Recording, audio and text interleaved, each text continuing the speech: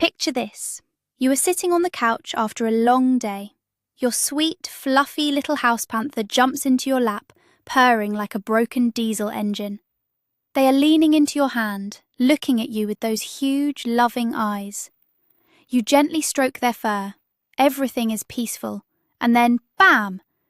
Out of absolutely nowhere, the purring stops, the ears go back, and your hand is suddenly trapped in a furry bear trap of sharp teeth and razor-sharp claws. You are left bleeding, confused, and wondering, did my cat just break? Do they hate me? Did I do something to offend their ancestors? Well, fellow cat parents, the answer is no. Your cat didn't glitch, and they definitely don't hate you. Well, not entirely anyway. The truth is, you probably just triggered a deeply ingrained survival instinct by touching them in a highly restricted area. Today, we're going to uncover the top 3 spots you should absolutely never touch a cat, and the secret psychological reasons why it instantly makes them aggressive. By the end of this video, you will know exactly how to avoid the claws of doom. So, before we dive into the danger zones, tell me in the comments down below, what is the name of your little furry hooligan, and have they ever bitten you out of nowhere? Before we talk about the forbidden zones, we need to take a quick trip back in time and understand what exactly is going on inside that adorable, fluffy head. You see, we look at our cats and we see precious little babies who are afraid of the vacuum cleaner and get stuck in paper bags. But Mother Nature designed them as perfect, solitary, apex predators. However, there is a massive catch. While cats are fierce hunters, they are also small enough to be prey for larger animals like coyotes, eagles, and bigger wildcats. Because of this unique middle management position in the food chain, a cat's brain is permanently hardwired for survival and hyper-awareness. Their skin is incredibly sensitive, packed with nerve endings that can detect a change in the wind or the tiny footsteps of a mouse. When you reach out your giant human hand to touch them, you aren't just giving them a massage. You are interacting with millions of years of wild survival software. If you touch an area that leaves them feeling trapped, vulnerable, or overstimulated, their inner wildcat takes over, completely bypassing the part of their brain that knows you are the one who buys the expensive wet food. Understanding this duality, the fact that they are both fierce predators and cautious prey, is the master key to unlocking their mysterious behavior. Let's kick things off with the ultimate feline optical illusion, the fluffy cat belly. You know exactly what I am talking about here. You are walking through your house, minding your own business, and there is your majestic feline overlord, sprawled out on the middle of the rug. They are entirely on their back, limbs stretched out in 4 different directions, exposing the softest, most cloud-like expanse of fur you have ever laid your eyes on. It looks like an open invitation, right? It looks like they are practically begging you, please, human, plunge your hands into this warm, fuzzy marshmallow. But do not be fooled for a single second.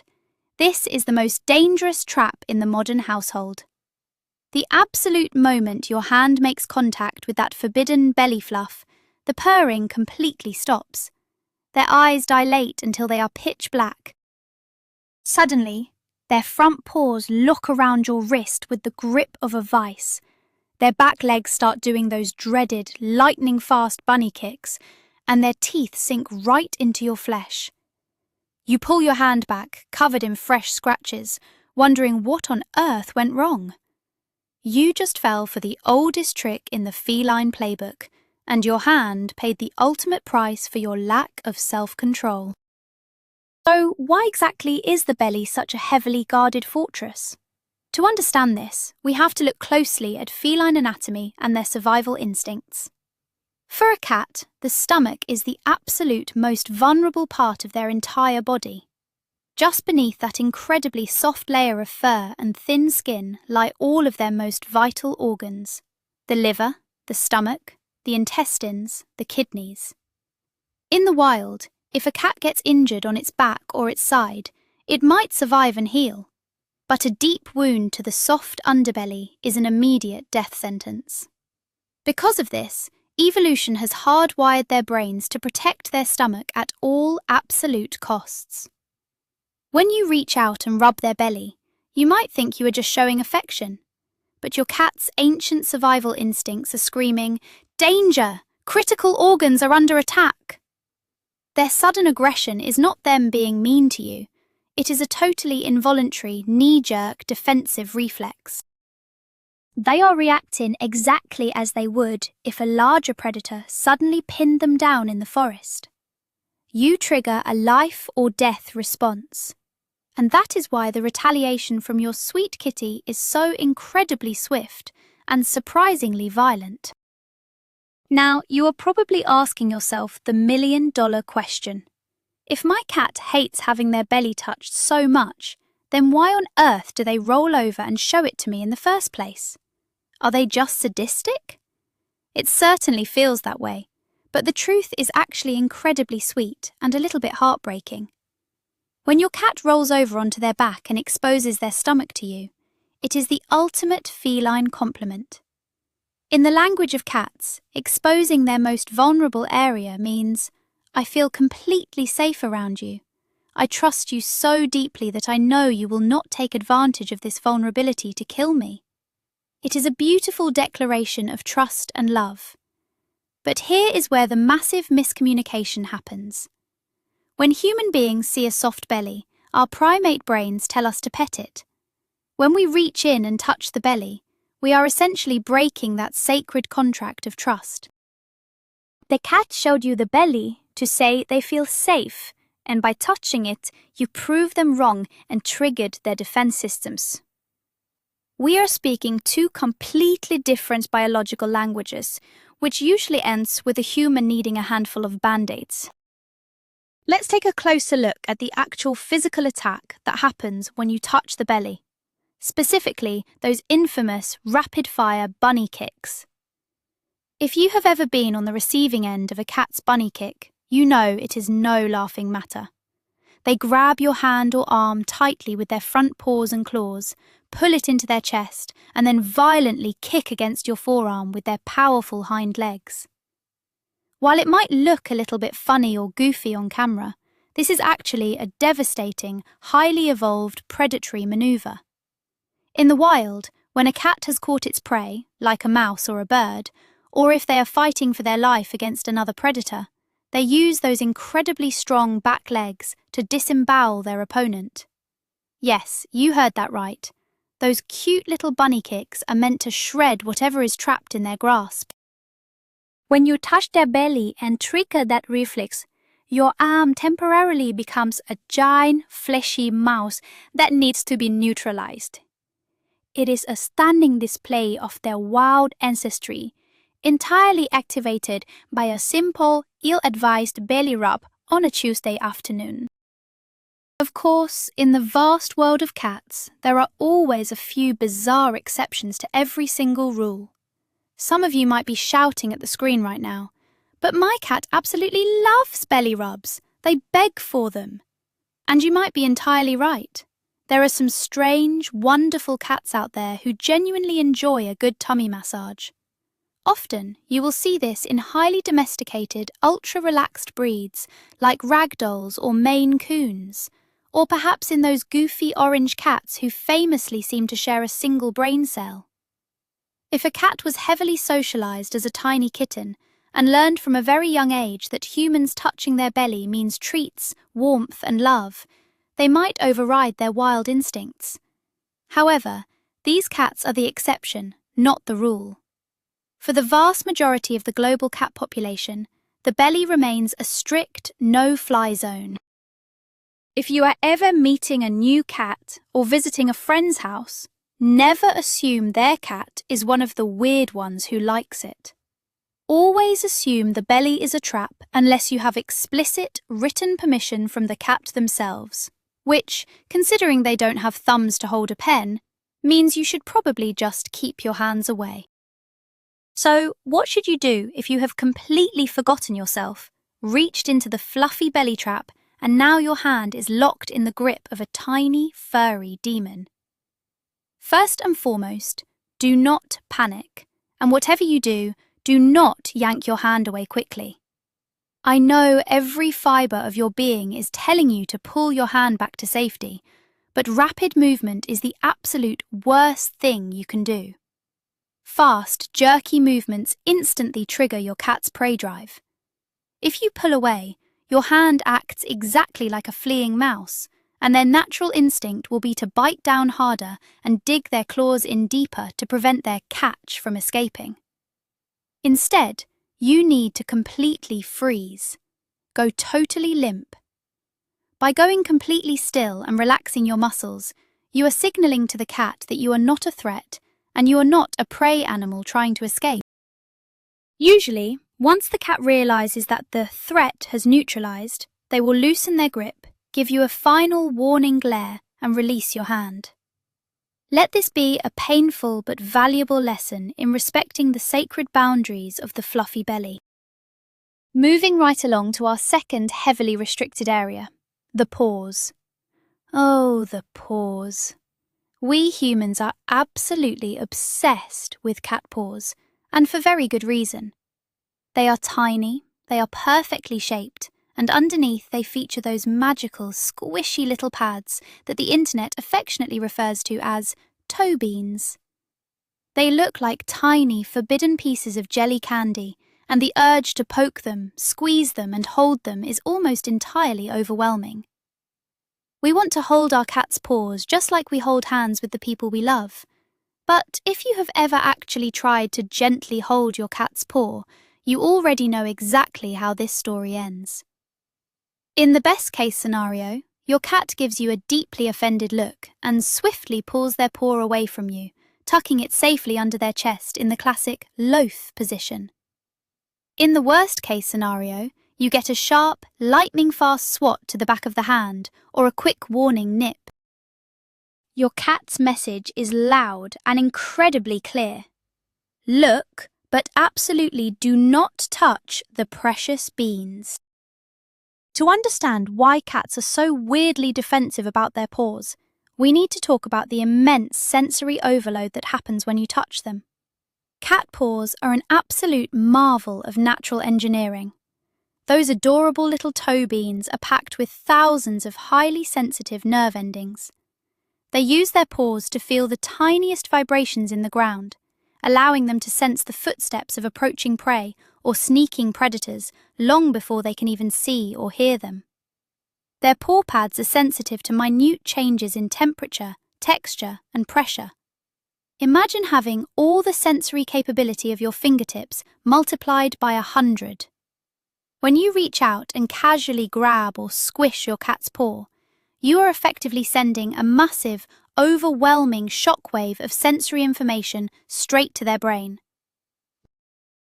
It is the human equivalent of someone suddenly shining a massive, blinding spotlight directly into your open eyes, or turning up a stereo to maximum volume right next to your ear.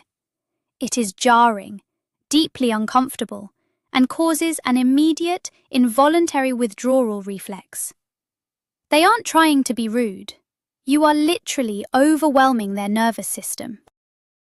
Beyond just sensory overload, there is a massive, deeply ingrained psychological reason why cats hate having their paws held.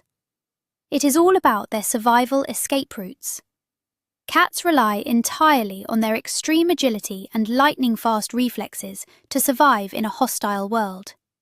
Their ability to spring into the air, climb a tree in seconds, or dash under a sofa at a moment's notice is their primary defense mechanism. When you grab and hold onto their paw, you are physically disabling their ability to run away.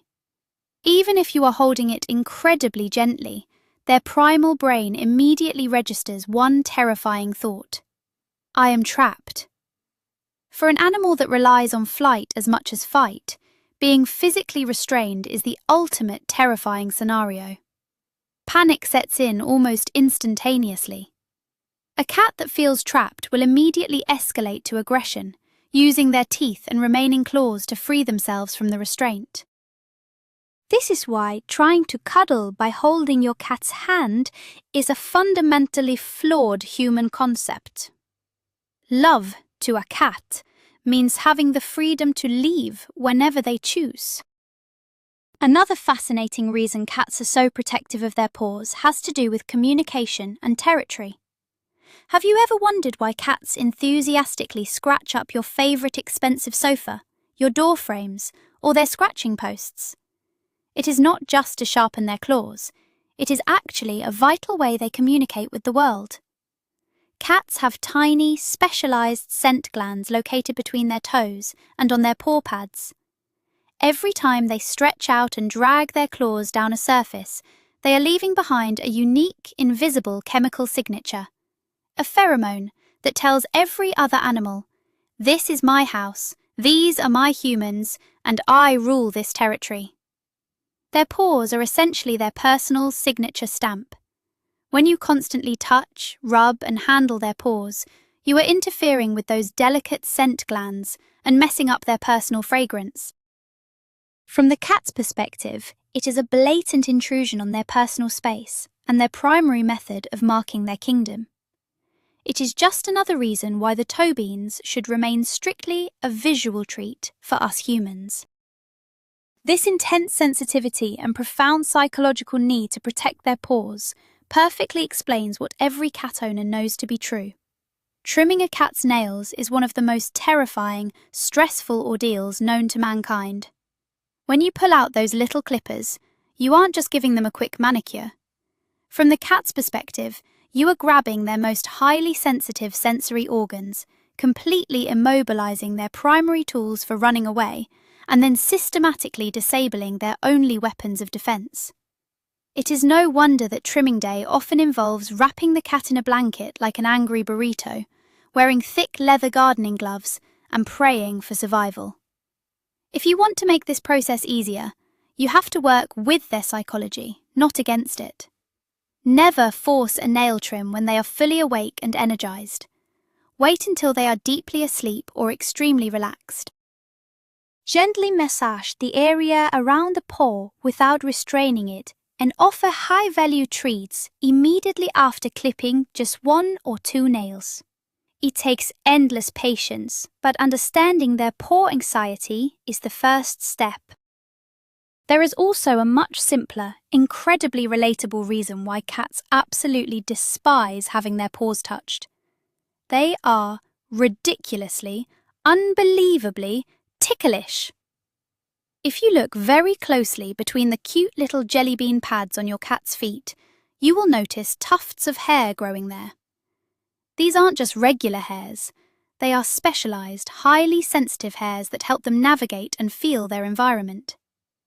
If you lightly run your finger across the bottom of their paw or brush against those little hairs, it sends an intense, ticklish shiver right up their leg. Think about how you react when someone lightly tickles the bottom of your bare foot when you aren't expecting it. Your knee immediately jerks, you pull your leg away violently, and you probably yell at the person who did it. Your cat has the exact same knee-jerk reaction. A light, tickling touch on the paw pads will almost always result in an annoyed kick, an irritated flick of the tail, and a harsh glare that tells you to keep your hands to yourself. So, unless you enjoy annoying your cat for sport, leave the ticklish beans alone. Now, is it absolutely impossible to ever touch your cat's paws? Not necessarily, but it requires a lot of trust and incredibly slow, patient desensitization. If you have a young kitten, you can start gently touching their paws while they are drinking milk or eating, building a positive association from a young age. For adult cats, the only successful strategy is a slow campaign of bribery.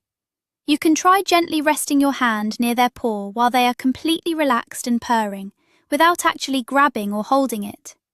If they don't move away, give them their favorite treat. Over many months, you might earn the rare, highly exclusive privilege of giving their paw a brief, respectful stroke without losing a finger. But remember, this is entirely a privilege, not a right. Even the most tolerant cat has a very strict time limit on how long they will accept paw touches before the sensory overload becomes too much. Always watch their body language, and the second you see their ear twitch or their tail begin to flick, completely withdraw your hand and respect their boundaries. This brings us to the third and arguably most confusing forbidden spot on a cat's body: the tail, and the area right at the very base of the tail, also known as the lower back. This is a zone that totally trips up even the most experienced cat parents. You are gently stroking your cat down their back, going from their head all the way to their tail. They seem to be thoroughly enjoying it, leaning into your hand, maybe even doing the funny elevator butt move, where they stick their rear end straight up into the air. You think you are doing a great job, so you keep petting, lingering around the base of the tail. And then, faster than the speed of light, they whip around, sink their teeth into your hand, and bolt across the room like they've been electrocuted. It feels completely random and entirely unfair. They were just telling you they liked it, weren't they? Why the sudden violent change of heart? The answer lies in the intense, complex neurology of your cat's spine and the phenomenon of feline overstimulation. The area right at the base of the tail, right where the spine ends and the tail begins, is an absolute hotspot of neurological activity. It is densely packed with a massive concentration of nerve endings. For a lot of cats, a light scratch right in this specific spot feels incredibly good, which is exactly why they push their back end up towards your hand. It's a spot they cannot easily reach themselves, so they appreciate the help. However, there is a very, very fine line between, "Oh wow, that feels amazing," and, "Oh my god, make it stop right now before my brain explodes." Because there are so many active nerves in this one small area, the physical sensation of being pet builds up incredibly fast. It is like blowing air into a balloon.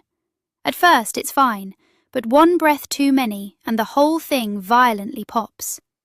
This rapid transition from pleasure to intense physical pain is called overstimulation. By continuously petting the base of the tail, you are overwhelming their nervous system. The sudden bite isn't out of anger. It is an act of sheer desperation to make the overwhelming sensation stop immediately. In some cats, extreme sensitivity around the lower back and tail base can actually be tied to a specific, recognized medical and behavioral condition known as feline hyperesthesia syndrome. This is a fascinating and sometimes distressing condition where the skin along a cat's lower back becomes abnormally, painfully sensitive to the touch. If you lightly scratch the back of a cat with hyperesthesia, you might see the skin along their spine start to ripple and twitch violently. The cat might suddenly turn around and attack their own tail, aggressively bite at their sides, or start frantically grooming the area as if they have been bitten by invisible bugs. Following this, they will often sprint out of the room wildly, eyes wide with panic. While not every cat that bites you for touching their tail has this syndrome, it highlights just how neurologically complex and sensitive this specific region of their body is. What feels like a gentle, loving stroke to your human hand might feel like static electricity or uncomfortable prickling to your cat's highly tuned nervous system. Moving past the base and onto the actual tail itself, this is a zone that should absolutely never, under any circumstances, be grabbed, pulled, or heavily pet. A cat's tail is not just an extra piece of fluffy rope attached to their body. It is a direct, highly sensitive extension of their spinal cord. It is made up of vertebrae, delicate blood vessels, and intricate nerves that control essential bodily functions, including their bowels and bladder. Pulling on a cat's tail, even gently, can cause horrific, agonizing pain and permanent nerve damage. Beyond the physical danger, the tail is essential for a cat's balance and survival. They use it like a dynamic counterweight to perform those incredible, physics-defying jumps and narrow ledge walks.